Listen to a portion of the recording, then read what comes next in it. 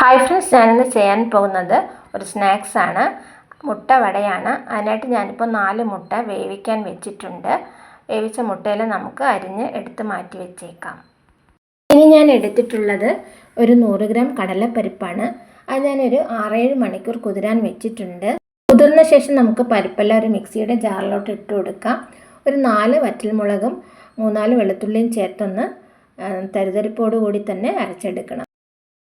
അരച്ച പരിപ്പിലേക്ക് നമുക്ക് ആദ്യം ഉപ്പ് ചേർത്ത് കൊടുക്കാം. അതിനുശേഷം ഞാൻ ചേർത്ത് കൊടുക്കുന്നത് ചെറിയ ഉള്ളി അരിഞ്ഞതാണ്. അതും കുറച്ച് പച്ചമുളക് അരിഞ്ഞതും ചേർത്ത് കൊടുക്കുന്നുണ്ട്. ഇത് നല്ല എരിവുള്ള വടയാണ്. ഇനി ചേർത്ത് കൊടുക്കാൻ പോകുന്നത് കറിവേപ്പില മല്ലിയില അരിഞ്ഞതാണ്. അതുകൂടി ഇട്ട ശേഷം നമുക്ക് നന്നായിട്ടൊന്ന് മിക്സ് ചെയ്തെടുക്കണം. മിക്സ് ചെയ്ത പരിപ്പിലേക്ക് നമുക്കിനി ചേർത്ത് കൊടുക്കാനുള്ളത് ഗരം മസാല പൊടിയും കുറച്ച് പെരുംജീരകവുമാണ്. അതെല്ലാം ചേർത്ത ശേഷം വീണ്ടും നന്നായിട്ടൊന്ന് കുഴച്ച് കുറച്ച് കയ്യിലെടുത്ത് കയ്യിൽ വെച്ച് നന്നായിട്ടൊന്ന് പരത്തിയ ശേഷം മുട്ട ഉള്ളിൽ വയ്ക്കുക. മുട്ട ഞാനിപ്പോൾ പകുതി മുറിച്ചതിൻ്റെ വീണ്ടും മുറിച്ചെടുത്തതാണ്.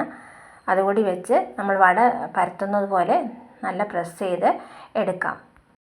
അങ്ങനെ എല്ലാ വടകളും ഇതുപോലെ നമുക്ക് തയ്യാറാക്കി എടുക്കാവുന്നതാണ്. ഇപ്പോൾ നമ്മുടെ വടകളൊക്കെ തയ്യാറായിട്ടുണ്ട് പൊരിക്കാനായിട്ട്.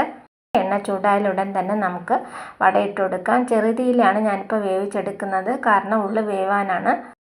എണ്ണ ആദ്യം നന്നായിട്ട് തിളപ്പിക്കുക. വടയിട്ട ശേഷം നമുക്ക് തീ കുറച്ച് കൊടുക്കാവുന്നതാണ്. ഇനി നമുക്ക് തിരിച്ചും മറിച്ചും ഇട്ട് വടയൊക്കെ ഒന്ന് വേവിച്ചെടുക്കാം. പരിപ്പിനോടൊപ്പം നമുക്ക് മുട്ടയൊക്കെ ചേർത്ത് കഴിക്കുമ്പോൾ ഒരു പ്രത്യേക സ്വാദാണ്. വളരെ ടേസ്റ്റി ആയിട്ടുള്ള ഒരു റെസിപ്പിയാണിത്. വളരെ പെട്ടെന്ന് നമുക്ക് തയ്യാറാക്കാൻ പറ്റിയ ഒരു സ്നാക്സ് റെസിപ്പിയാണിത്. തീർച്ചയായിട്ടും എല്ലാവരും ഒന്ന് ട്രൈ ചെയ്ത് നോക്കുക. വീഡിയോ ഇഷ്ടമായ ലൈക്ക്, ഷെയർ ആൻഡ് സബ്സ്ക്രൈബ് ചെയ്യുക. അതുപോലെ നിങ്ങളുടെ കമൻറ്റ്സ് എന്നെ അറിയിക്കുക.